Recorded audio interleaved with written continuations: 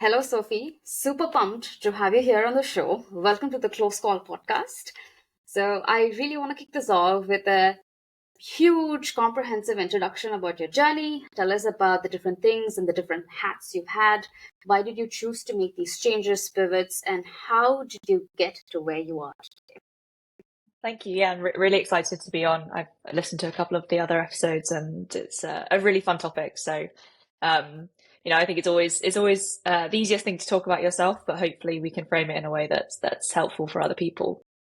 So yeah, as you said, my name is Sophie Winwood. I think my career in my head has been like a weird squiggly line, but actually it looks kind of like building blocks when you look back at it. I think you can tell a story whatever way that you want to. But I actually started my life as a scientist. So I was a maths nerd at school. I loved science and I thought I wanted to save the world, curing cancer. And so I went to do biochemistry at university. And it was really hard. Found it really difficult. And my last year was in a lab. I was doing a lot of pipetting, long experiments, and they all didn't work because I am not very good at being precise. I was like, oh yeah, I'm sure it'll be fine. Turns out you can't do that in science, and everything didn't work. And I really struggled to sort of find my place. Also in labs, it's very solitary. You can spend hours by yourself, and I didn't think that was where I wanted my career ultimately to end up. Both of my parents actually started their own businesses. So I've sort of always grown up around entrepreneurial parents, not VC-backed startups, but like physical goods. So kind of webcams and mobile phones and things like that. So I thought, I want to figure out what this business thing is. So classic, don't know what you want to do, go and do audit, which I did at Deloitte for 3 years. Like really didn't enjoy it. Again, it's not the most kind of entrepreneurial, exciting, big thinking career, but it really laid the groundworks in terms of business fundamentals. So understanding how P&L works, cash flow management, and also some of my best friends are from my time at Deloitte. I really, really enjoyed that, the social part of it. I went from audit into mid-market M&A, and that was a hard jump. That was within banking and specialty finance. So working very, very long hours, basically one of two women in the team, only working with men. In that job, I got told that I needed to learn to play golf because that was where all the deals were done, is on the golf course.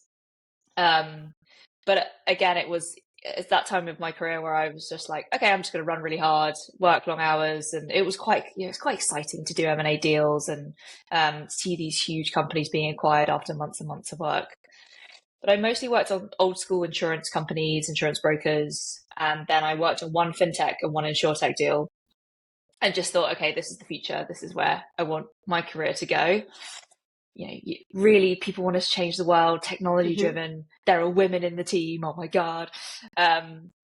So I actually left Deloitte and joined Innovate Finance, which is the industry body for UK fintech, which was going from M&A, working 12 hours a day, 6 days a week, to going to Innovate Finance, which is a not-for-profit, and very just figure out what you want to do with your day. This is what you need to achieve. Trust you to achieve it. Real flip. I suddenly had evenings. I didn't know what to do. Like, what do you do with this time in the evening? It was really weird. But there I got to know loads of people within the fintech ecosystem, startup, and then very fortunately jumped across to Optimise, where I've been an early stage investor for 6 years. And that is where kind of themes around diversity I was very fortunate to work with a female partner, a woman called Ruth Fox-Blader. And we have just been continuously upset with the state of diversity in venture capital and corresponding funding to female founders. I'm sure everyone on the podcast knows the stats that we love to hate, which is 2% of funding goes to female founded teams. And we saw that there was quite a lot of events and initiatives in the US that were supporting women in venture capital, and there was nothing in Europe really, which we thought was weird. And it was the classic, had we known how much work it would have been before, would we have done it? Not sure, but we decided to do a Women in Venture Capital Summit. And yeah, it was incredible. Very like off the side of our desks. I can talk a bit more in detail about that journey, but we had our first summit. It was amazing. We sold out a week before the event, and we realized that actually this community needed more than just a one-time event. It needed more kind of in-person touch points. It needed online learning activities. It needed training. And so what started off as this kind of side project where we thought, oh, this would be good, you know, alongside the day job, it will help with our relationships, it'll help with sourcing, just became bigger and bigger and bigger and bigger, and meant that last year I left Optimise and started working on WVC full time, which is what I'm doing right now. Okay, I need to pick up on a few things, but first, you've spoken about WVC in a way that, like, it's a very small side project. It's doing well, but I know it's doing great. It's doing wonderful things. The first time that I was at the WVC event gathering in London, actually, before the Christmas break, maybe a couple of years ago, I was really mind blown because it was a safe space, but it's a place where we talked about hard truth. We spoke about what's not working. We didn't speak about the rosy things. Oh, women are here. We're together. Let's do something good. No, it's about what are the things that are not working out. How can we really come forward and change that? And that conversation was super real and super hard hitting. That I felt, wow, I'm not the only one that's feeling all of this. It's entire community of VCs and diverse VCs that are feeling that. So things need to change. So let's really act on that. So thank you so much for really creating that space where women can speak about things that are important, things that are real, and also talk about the numbers, talk about discrimination, which sometimes is sidelined because we don't want to be seen as, oh, trouble creators. We're always talking about the problems, but we need to speak about that to really overcome that and really address that. So it's doing super well. And I have one question Thank about the you. WVC. Uh, it started in Paris, and Paris seems to be the main hub for activity. Is there a reason why you chose Paris? Yeah, that's a great question, and thank you very much. I think we when we think about WBC and how special it is, we just provide a space, and actually the magic comes from the people in the room, which is you and you know, your vulnerability. So I really appreciate that. So Paris, a couple of reasons. We have the official reason, which is that I'm based in the UK. Ruth, the woman I work with and the partner on the fund, works in France. And we really wanted this to be a European initiative. We definitely didn't want it to be UK or France or, you know, anything, because we really believe that the more we bring different people together, the more we can learn off each other and the quicker we can sort of support each other. And because of Brexit, we just didn't want to do it in London. We wanted to do it outside. The second reason was Station F is run by a woman called Roxanne. She is very passionate about diversity. The space is beautiful. It's very high ceiling. And one of the things I've learned is a space is really important in the act of gathering. And it says something about the gathering. And it's fresh, it's new, it's light, it's exciting. It kind of creates this fun energy. But the kind of third reason is, when we were doing this, we had no idea what we were doing. Absolutely none. You know, we'd never put on a conference. And the great thing about Station F, it is very plug and play. So there is a stage, it comes with lighting, comes with sound. And so when we were like, oh, we don't know what we're doing, actually it felt quite a safe kind of first conference to put on. Okay. I'd like to add that don't know how to do it. I don't know what I'm doing is the best way to get things started and then learn on the way. I mean, I've had the same experience running this podcast. I'm not anywhere near great or doing it well, but I had so much trouble just starting it. But then I started it. 3 episodes into it, I've learned a lot. Yeah. So perfect. Now, going back to the intro that you gave me, you spoke about how looking at your parents be entrepreneurs sort of inspired you, and you sort of knew that that's where you want to be, and then you sort of navigated your way to it in some way or form. So do you think then being around entrepreneurs, being in a place where, you know, there's certain hubs for VC and founders, so do you think that's important for someone to become a successful entrepreneur? How do you sort of see it? Because in your journey, you saw it, you saw them do it, you saw the struggles, you were inspired by it, or you were intrigued by it, and then you wanted to get into it. Do you think there's something to that, to being around? Yeah. I think so. And I think it also kind of neatly ties back to WBC, which is you can't be what you can't see. And it didn't make me want to start my own business at the start. As much as I've taken quite a lot of risks in my career, at the start of my career, I was quite risk adverse. That's why I went to a big four. That's literally the most least risky thing you can do is go to like a Deloitte or a PwC. But I think it always had on the back of my mind, my parents had two impacts. One was my dad would go over to China and he'd just look at trends that were happening in China and that weren't happening in Europe and would bring them back. So I remember going over to China with him after university and he was looking at facial recognition software way before that was a thing. And so that always made me think, okay, we just need to keep a view of what's happening, all the trends that are coming up that could have a really big impact on what we're doing right now. And the second impact that I saw through my mum was actually my mum was the breadwinner of the family. So she was an MD at 28. She was this amazing, high-powered 80s businesswoman with the shoulder pads. And then she kind of realized that actually being a director of one of these big companies with a load of men meant she had to do things that were slightly against her morals. And so she was like, I don't want to do that anymore. I want to run my own business. I want to run a business how I want to run a business. And so that I was like, okay, one, women can be awesome and at the top. And then two, women can start their own businesses and have their own destiny. And I think while that subconsciously was probably happening when I was a teenager, it's really only taken me till now I'm 35 to realize, oh, what an amazing role model and environment I grew up in that actually has allowed me to take these leaps because I've seen them been done before. Wow, super, super inspiring. And I'm also just thinking about what would have been the environment back then. How feasible was it for women to then go on their own, start their own businesses versus now when there's so much more awareness, so much more avenues where somebody can go and then just talk about this and get things started. That should have been a really, really good nudge, a really good way to think about how one can design their career.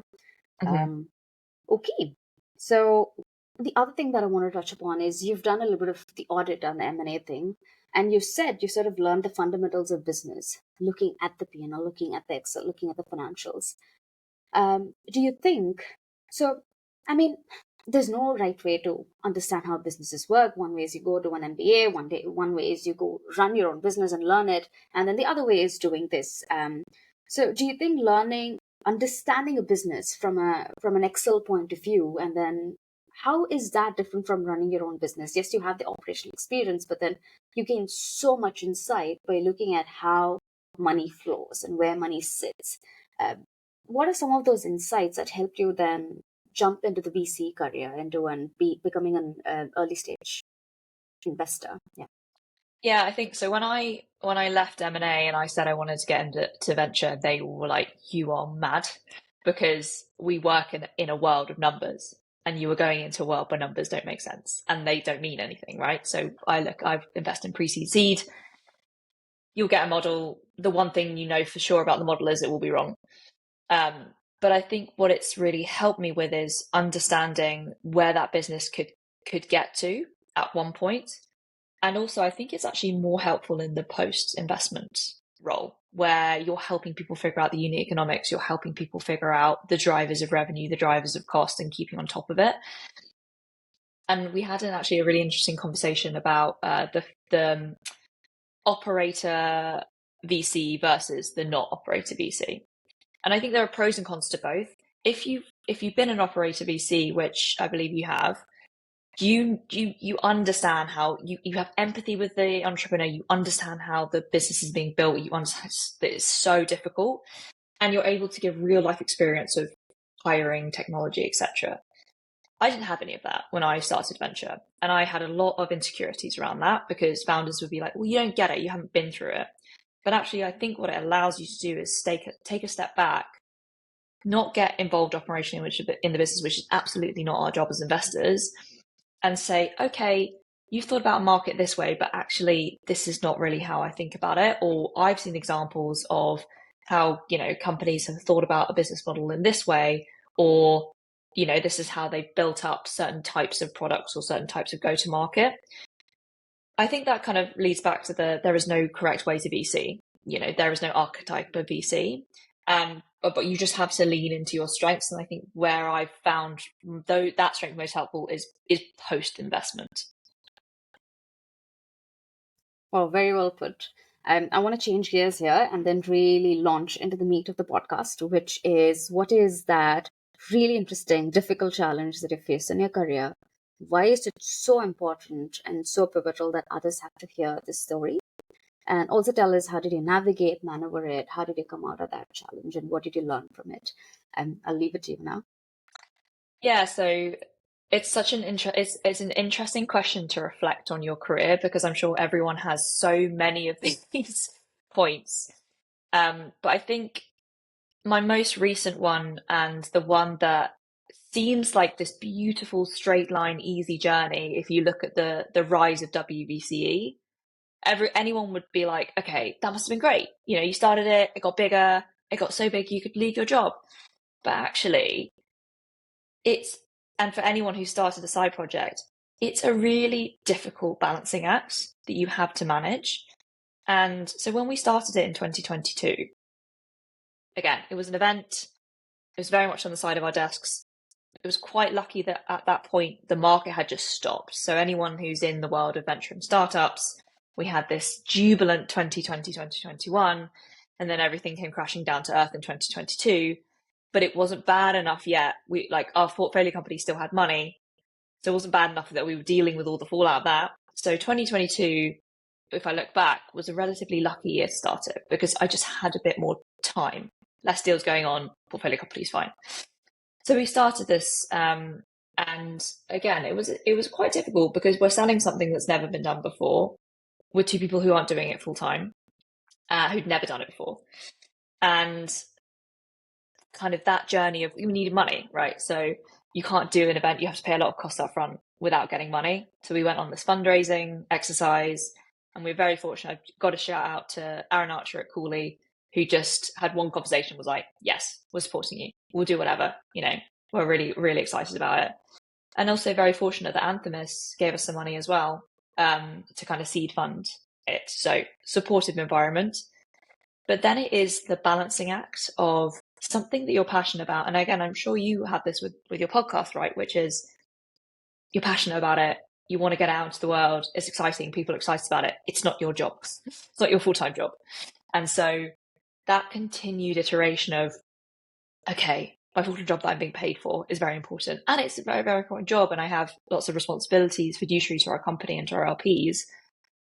But, oh my God, this is so exciting, and it's building up, and it's getting, and I would go through these waves of, I feel really confident and both are going well, to I feel really negative and both, I feel like I'm not doing either well, I'm doing both badly. And that really hit a kind of boiling point in 2023, which is, as I was saying, that is where actually I got a lot busier at work, because a lot of our portfolio companies were really struggling, having support a lot of them. Market was kind of coming back, and WBC was growing. Like we would, that year we went from doing one single event to do 6 local events around Europe. We did online events, bigger summit, 2 days. We had a founder showcase. So I was like, oh, very fortunate about that year. But then we decided to grow it massively in a year where my job then got out of control. And that is where I got like close to burnout, and it was just very, very difficult. And there's only points, you also have to look after yourself and your mental and your physical health. And that is very difficult when you're doing basically 2 jobs. And so that kind of journey to then thinking, well, what does this mean? I love my job as a venture investor. I love WBC. I think WBC could be very impactful. I think being a female investor can be very impactful. And, I can talk a bit more about that in a moment, but that journey of like, what is the right decision here? Is it to let the side project continue the side project? Is it to go on it full time was a very, very Mm-hmm. difficult and long decision. Okay. Thank you so much for sharing that. I'm sure a lot of people, even me, we constantly think about which way do I go and what are the pros and cons, but then is it short-term pros, long-term pros? How do you make that decision? It's one of the most toughest, Yeah. really draining process because you're constantly Mm-hmm. thinking about it. Now, okay, you've chosen to go full time. You're the CEO of WBCE now. So what moved the needle? What changed for you to make that decision? And there are a few other questions that I want to get into is the art of getting sponsors and going about asking for sponsorship, because it's not like you're a startup going the VC route and asking for funding, but it's not majorly different when you're fundraising or Yeah. getting sponsorship for your events or for whatever you're running. So these are the two questions that I have, and then we'll go into more. Yeah, and the fundraising arc is really interesting. I guess just to clarify on it, I'm working mostly full time as a CEO of WBC, but I am also contracting a new fund called Foxe Capital Yes. as operating partner there. Mm. So this is the kind of interesting arc, and I could go into lots of detail, but I probably won't because it would be interesting to your listeners. But I feel very fortunate in my career that I've some things have just slotted into place. And I was at Anthemis. I knew I didn't want to be. Also, I think when you get a taste for working for yourself, you're like, this is the best. I love it. The Yeah.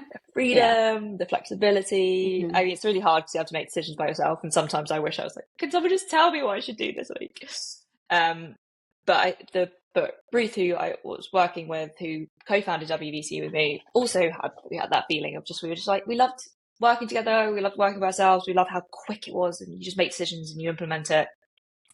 And so while I was kind of thinking I want to spend a bit more time on WVCE, she was thinking I also want to work for myself. So the fund that we were working on, we actually spun out of Anthemis, and that was perfect because I do believe that for me to credibly understand the impact and issues that are impacting women in VC, being a woman in VC is quite an important role.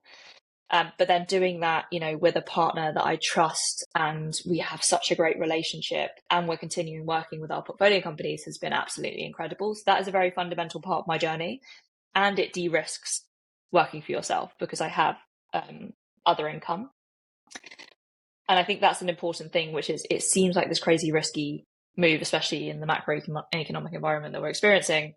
But it was relatively safe because one, I'd built this company to a point where I knew it was successful. And two, I have another income stream that is another part of, my job that I really like. But what I would say is that how I did it was a little bit impulsive, where I just got to the point where I was like, which I would advise not to do. I was lucky because it worked out, but I wish I'd sort of taken a little bit more. I just got to the point where I was like, I can't do this anymore. Like I can't, I'm just going to quit. And then the kind of everything kind of worked out afterwards. But what I wish I had done is just talked more to people who had transitioned. I talked a bit to Czech Warner, who started Diversity VC, about that balance. I talked a little bit about people who jumped out of VC and did operating, but not enough. I wish I'd spent a bit more time. And I just, to say it again, I was very lucky it worked out, but I didn't really think it through when I did it. And I was also very fortunate that I had quite a long notice period with Optimise. So I was able to then be like, oh shit, okay, maybe we should think about what this means and, will it work as a business and how will I think about other kind of income streams? I just want to add a comment here. But sometimes these impulsive decisions just change your life. They have a completely different trajectory.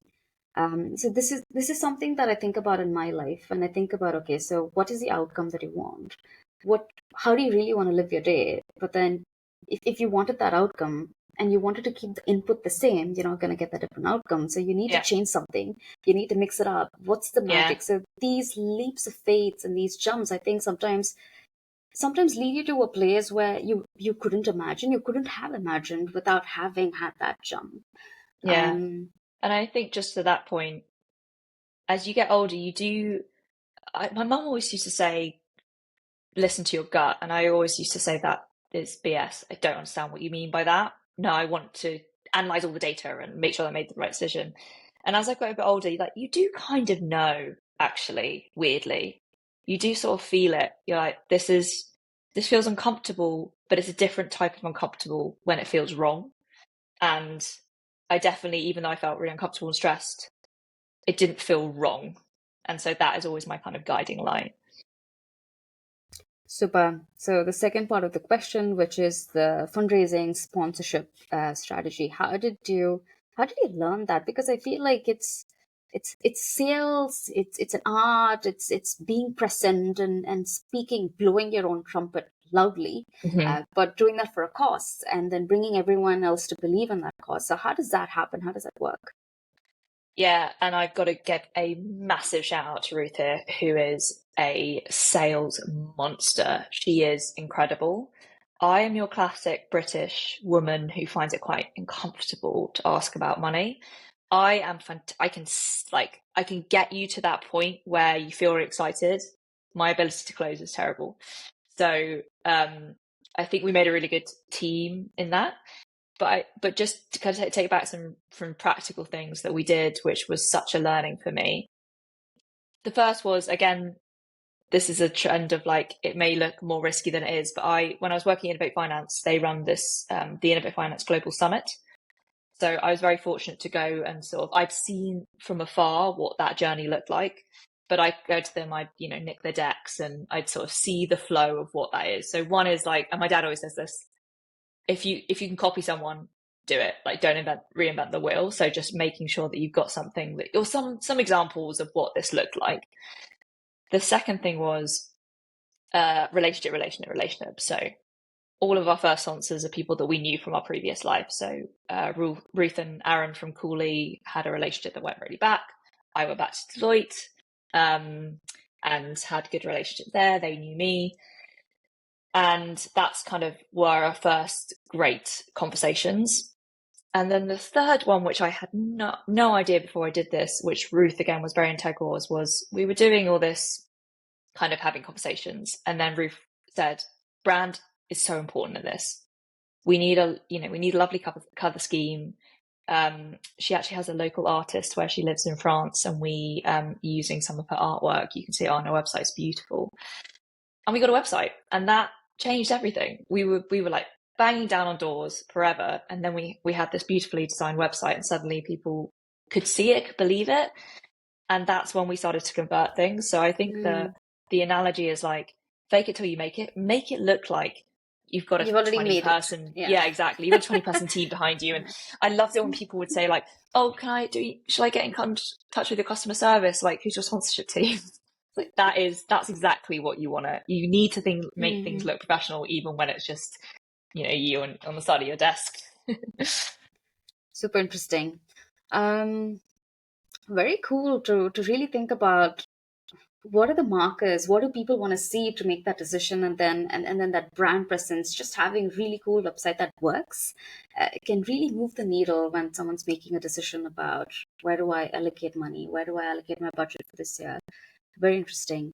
Now, going back to the challenge that you spoke about, how do you make the decision? What were then the markers? What was then, is it just that gut feeling and leaning into that?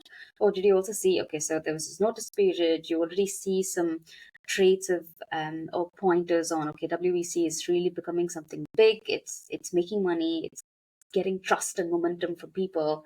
So is it a combination of that? Was it something completely different? So how did that decision making process work for you?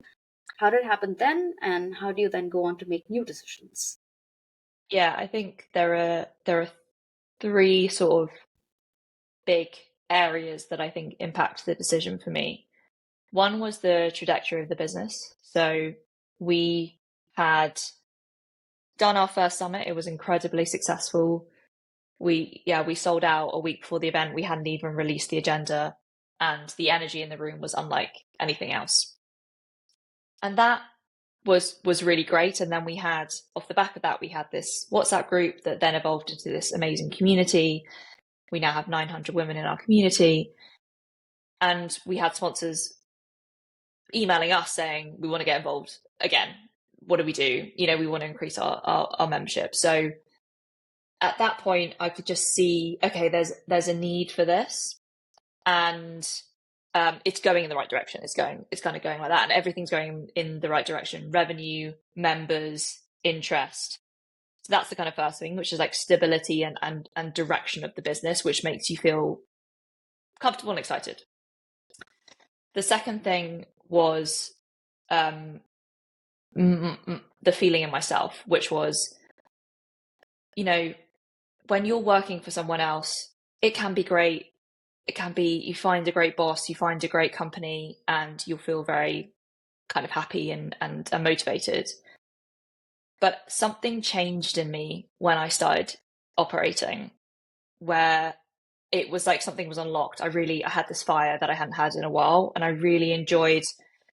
Anyone who's a venture investor knows it is the best job in the world, but you don't achieve much and you don't see much forward movement. Whereas suddenly I was like, okay, we had no money and now we have money, and then we had no community, now we have community and a brand. People know about us, people talking about us, and I could just feel it in myself. I felt very different.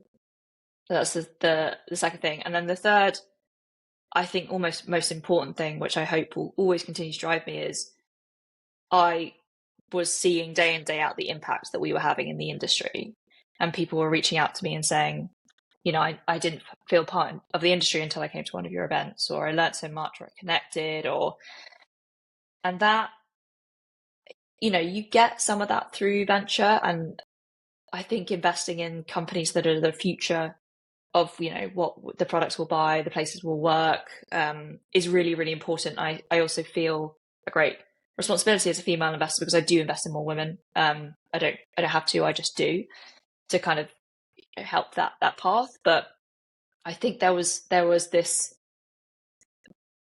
kind of impact that WVC was having that felt just really important. And it just felt like, if we left this behind, if we just went back to our full-time job and we left this as a side project, are we doing disservice to the impact that we could have on the industry? So those three things were like creating this nice little bubble. At the same time that venture was getting very difficult and funds were really struggling. And so you're on this trajectory of up in all the side projects, whereas your kind of current job is like feeling a bit like it's going down. And it got to the point where it was so the difference between those feelings were quite pronounced, that it just was like, okay, well, then shouldn't I flip my balance? Like I have to listen to where I'm getting my energy from. And that was just, one of the things that kind of feeded into that decision was, okay, you've just got to listen to all the different things in your life, and just, even if it's, earning a lot less money and doing a lot more, then, who cares? Super. Thank you so much, Sophie, for sort of running us through the challenges, which is what most of us are going through when we're in certain parts or certain times in a career. And how do you make that decision? How do you look at the payoff? How do you look at the opportunity cost?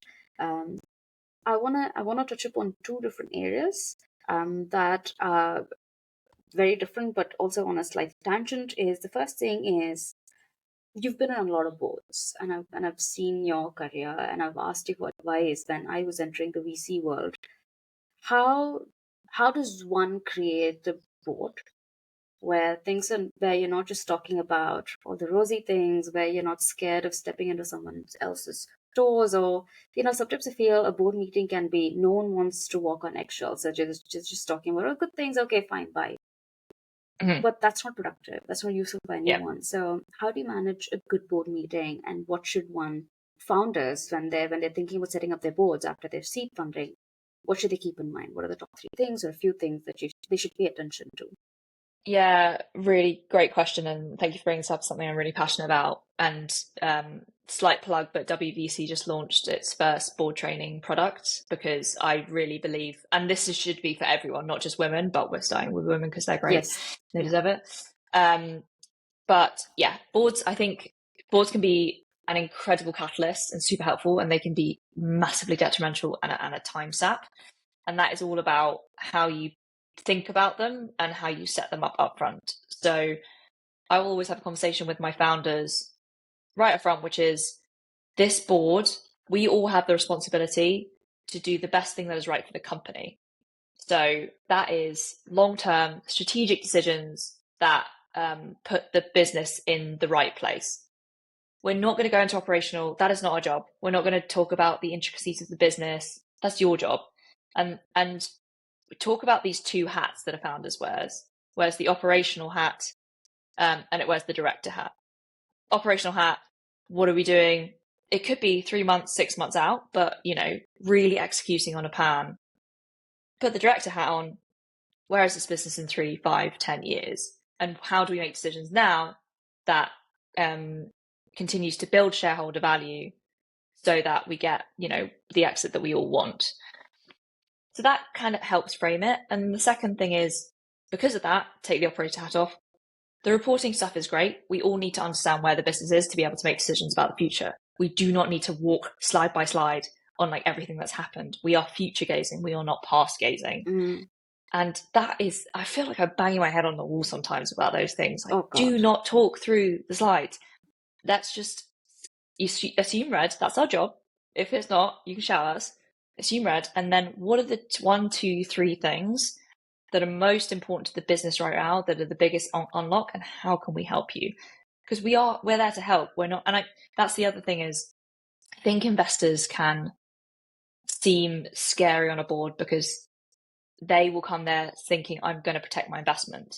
And that is on the investors. They shouldn't be doing that. That is not the job of the board, oh, you haven't done this, that, and that. It's actually how is the company doing, and how do we all help and support and guide? And so sometimes you have to have that conversation with other investors on the board as well about, this is we have to work together and focus in on the most important things, rather than sort of, you didn't hit your targets, why? Yeah. It's like, okay, what's the problem? How do we unlock it? Okay. So the advice then would be is have a direct conversation. Think about the operator side of things and the director side of things. I always like to use this term. So a good founder is someone who's got a microscope on one eye and a telescope on the other end, Yes. where they're constantly able to balance between the now and the immediate milestones versus what's going to happen 5 years down the line. And how do you then marry both? How do you back calculate? So that's one, and having a very transparent conversation. And the other one for the investors is to read the memo, please. Come prepared, come with questions. Let's talk about things, the single points of failures. What do they really need to achieve the next 12 months or 18 months or whatever? So how do we support the founders on that journey? Would that be a good summary? Yeah, exactly. And I think it's about the setting of a board, which is, it's not your boss reviewing your homework. It is. But it feels like that most of the time. Which we have to move away from that, because that is a waste of everyone's time. It's like, what are the biggest issues in the business right now, and how do we all support it? And I think, but the reviewing the homework is the easiest thing, right? It's very comfortable. I look at the deck, I point out some inconsistencies, I walk away. Great job, me. The hard stuff is like, okay, well, what is the deck? Let's all get to that key problem right now. And it might be something very emotional and very difficult, but we have to create a safe space where founders feel like they can bring that to us. And that is on us as investors. We need to build that trust. We need to build that safe space. And that is done in and outside the board, right? You have a quarterly board, it's 2 hours, it's 3 hours. And I think actually us moving into a Zoom world where we're not doing it in person is having a detrimental effect on boards. So we're treating it like business, which it is.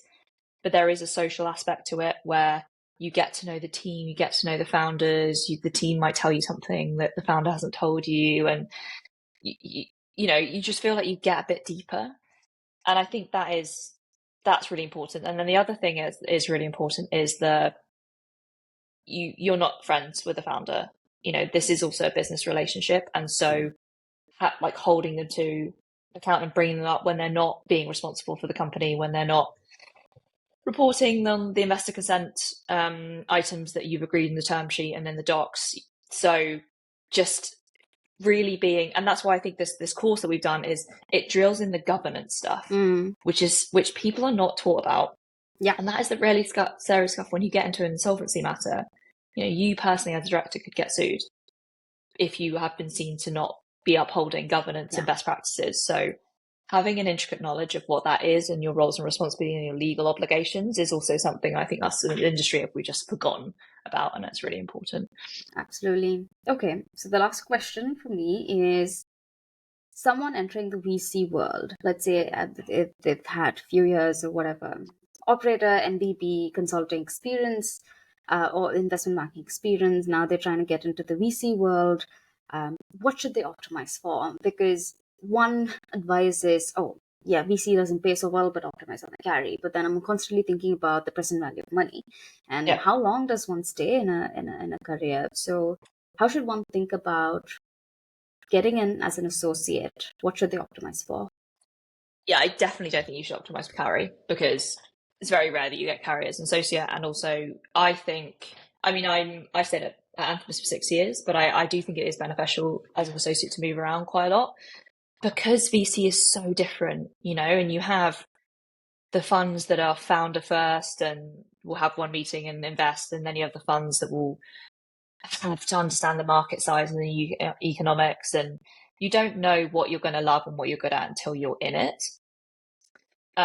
So I would optimize for a space that you're interested in and you're passionate about. I think I've seen a lot of VCs recently, specifically women actually, who have moved away from the more generalist investing or even maybe kind of fintech to go and do climate or impact or something, because I want to have an impact in the world, and I want what I'm funding to be meaningful to me, because that gets me excited and that gets me up in the morning. So that would be one. And the second is team. So just go and talk to funds. For me, and I don't know if you like, if I would go back today, I would be very, I would look at, do they have female representation at the leadership role if I'm a woman coming into the industry, because I think that's really important in terms of career progression.